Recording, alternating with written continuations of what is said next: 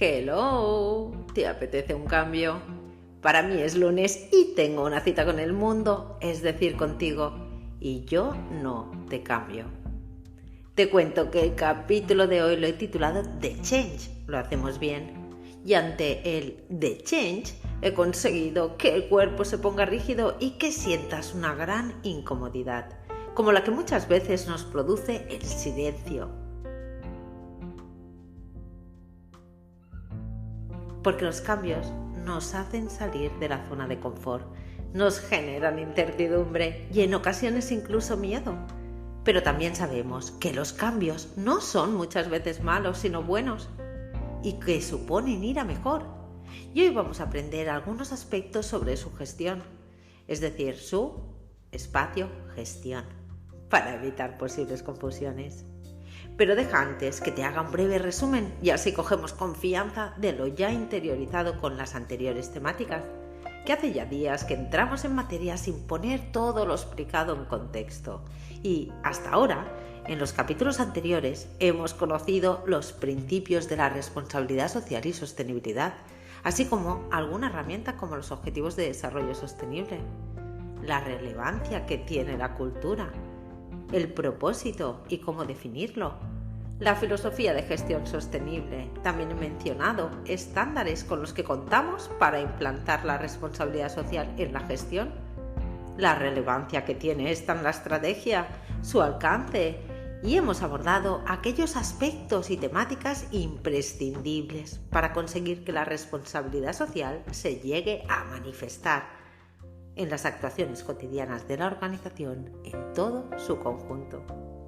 Y llegados a este punto, ahora sí, procedemos a hacernos la pregunta de si integrar los criterios de la responsabilidad social y la sostenibilidad nos plantea la necesidad de introducir cambios sustanciales en la empresa, o si por lo contrario basta con definir, realizar un seguimiento y mejorar los nuevos procedimientos. Pero antes de continuar, decirte que mi nombre es Silvia Urarte y si estás escuchando esto, gracias de todo corazón por tu compromiso.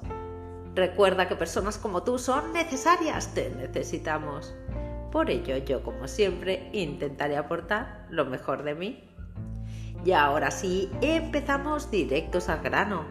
Lo cierto es que la responsabilidad social bien entendida plantea a todas las organizaciones una transformación profunda. Y no solo en sus procesos, sino también en las estructuras, en los comportamientos y emociones de las personas y, en definitiva, en la manera de entender y gestionar la empresa y de cómo relacionarse y rendir cuentas a sus grupos de interés y a la sociedad en general. Cuando hablamos de la responsabilidad social, no nos estamos refiriendo a gestionar un evento o una acción en concreto o introducir algún pequeño cambio, sino que hablamos de introducir una nueva filosofía de gestión en el que primero se tiene que ser para poder hacer y obtener el tener y así recoger los nuevos frutos. Es decir, podemos plantar o podemos sembrar. Al final la diferencia es que plantar es coger una planta y ponerla en el suelo para que ésta crezca. Y sembrar, la diferencia es que se pone una semilla. Plantar te limita a si luego quieres que esa planta sea de otro color o tenga otra forma que cambie a lo que nosotros tenemos proyectado. Y sembrar es mucho más lento, pero podemos seleccionar una variedad de semillas más concretas y tener más opciones y control sobre el proceso.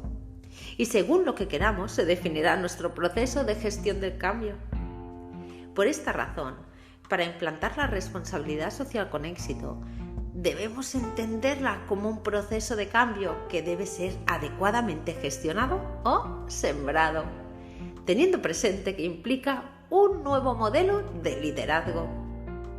Así que para gestionar cambios es necesario planificar un proceso, siempre teniendo en cuenta no solo los elementos técnicos del sistema de gestión, sino también las reacciones individuales y grupales que se producen en las personas, como puede ser el miedo, la inseguridad, la incertidumbre, es decir, emociones varias. Y para ello es muy relevante la fase de planificación. En esta fase debemos prever que las resistencias a cambiar siempre existen. Y es un error muy clásico pensar que las resistencias no existen. Y las resistencias se producen como algo natural en el día a día de la organización. Y te sorprenderá saber que muchas veces son impulsadas por el mismo equipo directivo. Esta resistencia a cambio incluye componentes afectivos, componentes de conducta, es decir, conductuales, y componentes cognitivos, que tienen que ver con las opiniones. Y los componentes afectivos son las emociones de las personas. Tienes que tener en cuenta el cómo se sienten. Y los componentes de conducta conductuales es cómo actúan, se quejan, hablan mal con otros sobre el proceso de cambio, hablan bien. Y los componentes cognitivos es cómo piensan, si esto será bueno para ellos o será malo. Y la suma de los tres componentes, el afectivo, el de conductas y de opiniones, van unidos. Lo que sienten a cómo actúan, a lo que piensan sobre ese cambio. Pero te doy un antídoto para ir superando estas normales resistencias. La primera de ellas es gestionar adecuadamente la información sobre el cambio. Y debes también tener prevista la figura de agente del cambio. Con esta figura podrás conseguir una actitud de confianza en la dirección y contar con una buena predisposición de las personas claves, que son las que tienen capacidad para influir internamente y favorecer un ambiente social positivo entre los compañeros de trabajo. Los agentes de cambio constituyen un modo valioso de retroalimentación que los ayuda a saber que los receptores del cambio perciben que éste se ajusta a sus expectativas y necesidades.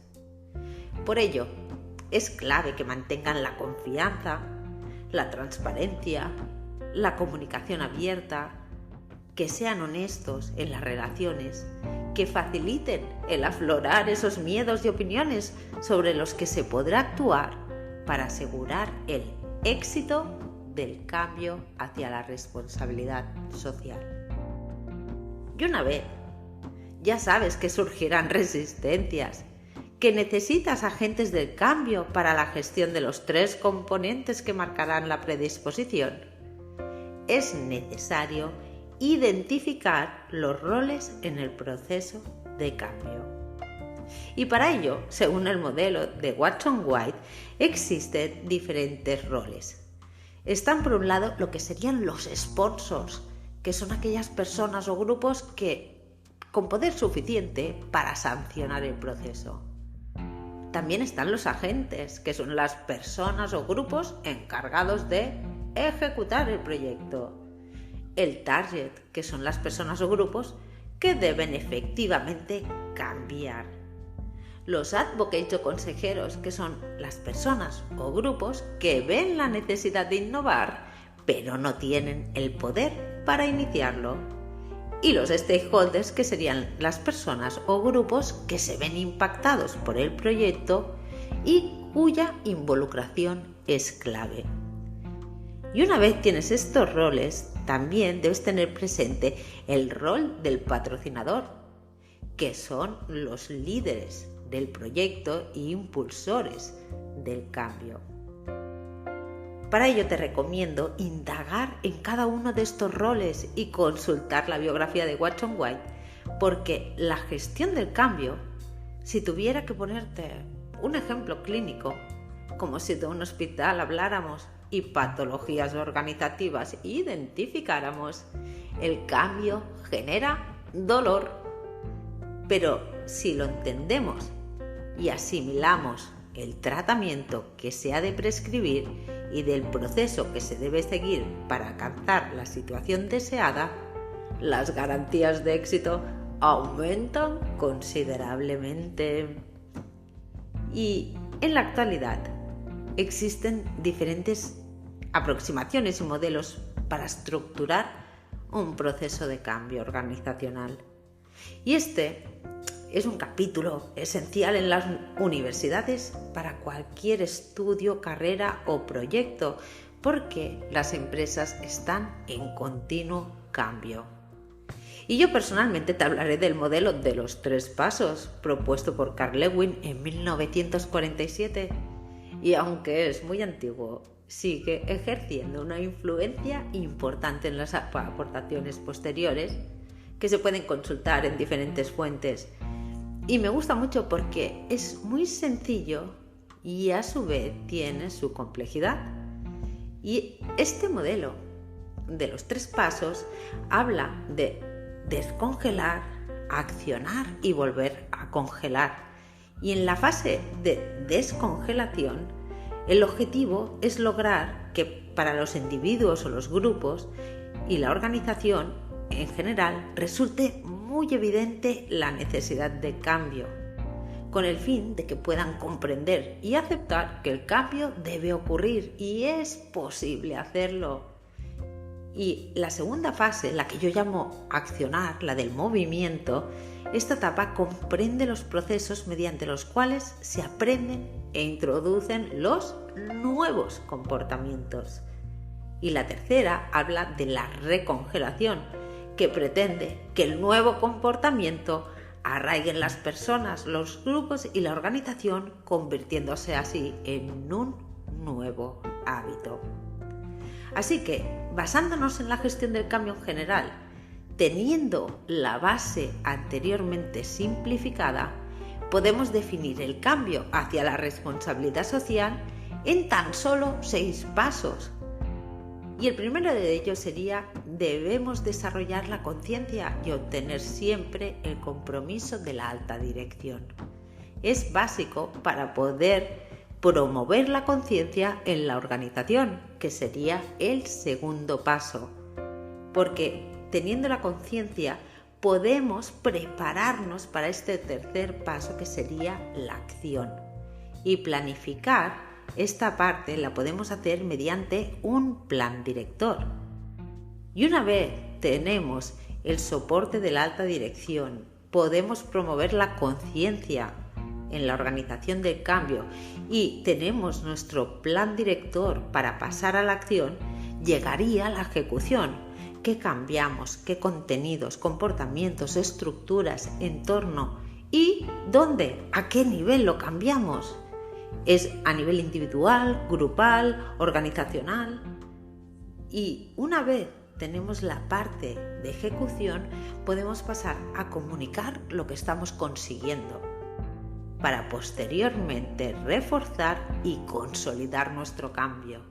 Es decir, en tan solo 6 pasos podemos desarrollar la conciencia y obtener el compromiso de la alta dirección, para promover la conciencia en la organización, prepararnos para la acción, luego pasar a la ejecución.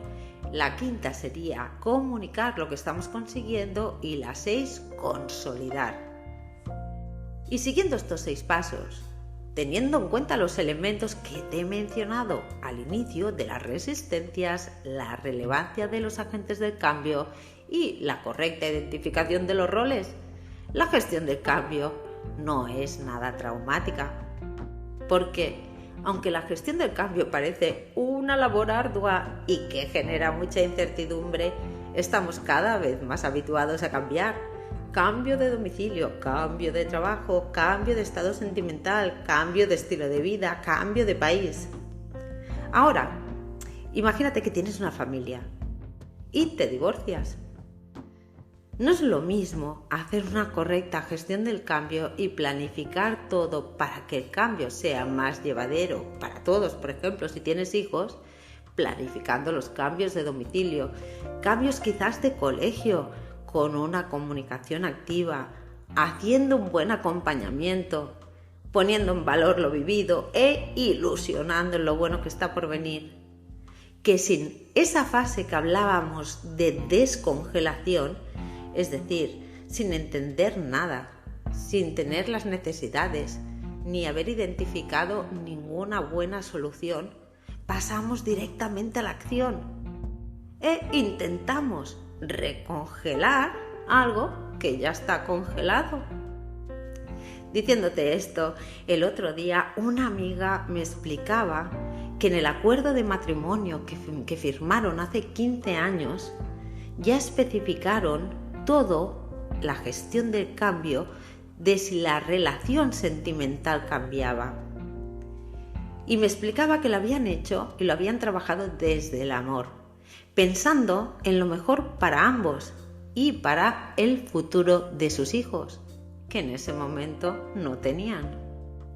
Y me sorprendió muchísimo el cómo se adelantaba para asegurar una correcta gestión del cambio desde la calma y el amor, y no quizás luego desde el rencor, donde se perdería desde luego el objetivo común de ambas personas. Al ser humanos hemos de ser conscientes que nos cuestan los cambios, en general algunos más que a otros, y aunque la responsabilidad social siempre es para bien, se debe hacer una correcta gestión. Y por hoy, con todo lo dicho, me quiero despedir de ti aquí, deseándote como siempre una feliz semana. Y te agradecería que si te ha gustado el capítulo de Change, hagas una publicación en redes sociales para que más personas puedan unirse a la sostenibilidad de su empresa o negocio, así como beneficiarse de este contenido. Nos vemos en el siguiente capítulo con menos resistencia. Y recuerda que sientas lo que sientas, si estás en una gestión de cambio, no te preocupes, que todo es perfecto y saldrá bien. Como práctica te recomendaría trabajar pequeños cambios en tu vida para que entiendas cada fase a la perfección y puedas conscientemente llevar tu conocimiento a la empresa. Cambiar hábitos, rutinas, añadir funcionalidades nuevas en un puesto de trabajo, todo requiere de aplicar un procedimiento para su correcta implementación. Y ahora sí, te libero esperándote haberte sido de utilidad. Hasta el lunes que viene, que llegaré con mucho más contenido. Gracias por tu paciencia y sobre todo por tu tiempo. ¡Chao!